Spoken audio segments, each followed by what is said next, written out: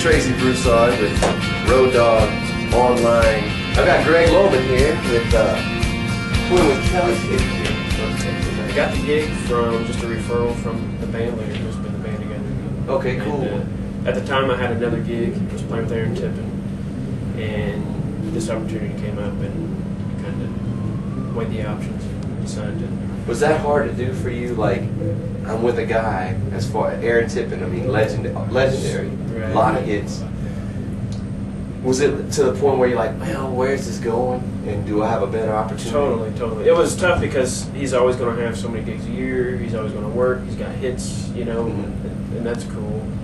But he wasn't getting much radio play, and it just, I was ready for something different. And with her opportunity with the American Idol thing, where people knew who she was, so it wasn't like an artist that was just starting from scratch, you know what I mean? So it was cool. And our first 4 gigs were like Leno and the Today Show and that's all a great that. way to so start out. Just having all that, knowing that would happen if nothing happened after that, it's still it was an opportunity.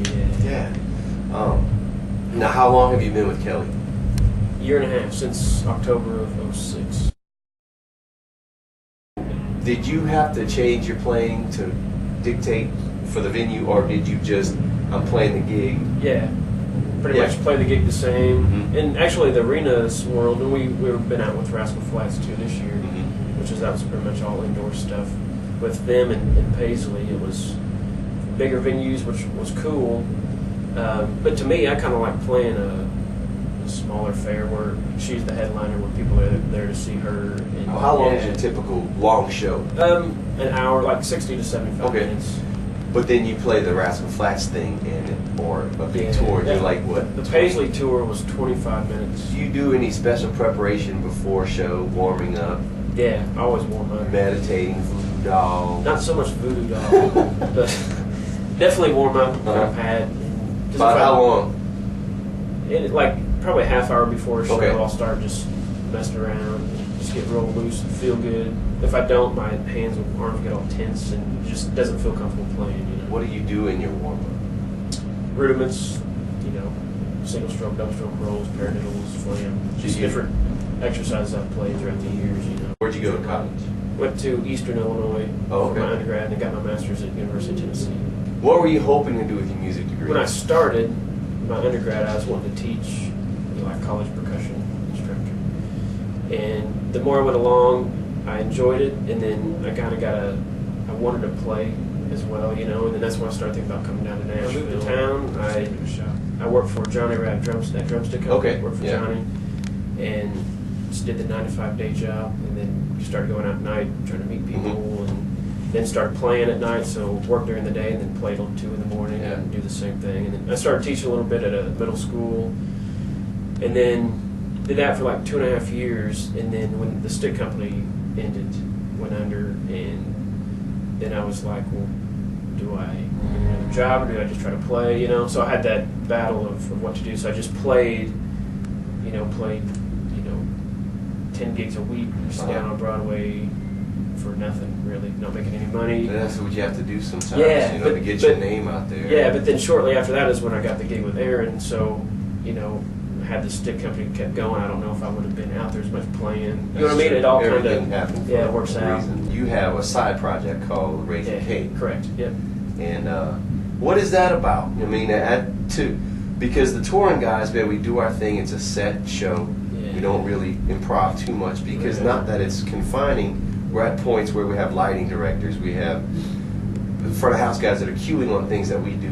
Right. And we can't change fills for us. So sometimes we need that outlet. So is that how that kind of came? Yeah, and that's been going before I got any road gig. We all played down there. We got together one time and just kind of clicked and felt good and worked, and we've been playing since. But it's great to have going home and having the outlet to actually play, and you know, nothing, it's structured in a way, but yet we can try different stuff and everybody listens, and you know, go for stuff that the spontaneity. Yeah, exactly. And not to say that what we do as far as playing a show, you have to be consistent, that's the key. Yeah. But consistent doesn't mean boring. Exactly. You know? It's a kind of an art to be consistent and keep it sounding fresh at the same time. Yeah. But for me, I like doing different stuff and having the chance to play with those guys down there, or anybody down there really, just to play different music, different songs, old country, new country, whatever it is, or rock, anything. It's just cool. Raising Cain, is it country, funk? Is it whatever? Sure, yeah, whatever. Cool, that's great. Yeah, that's it's really whatever we feel like playing. And that's cool that they allow us to do that.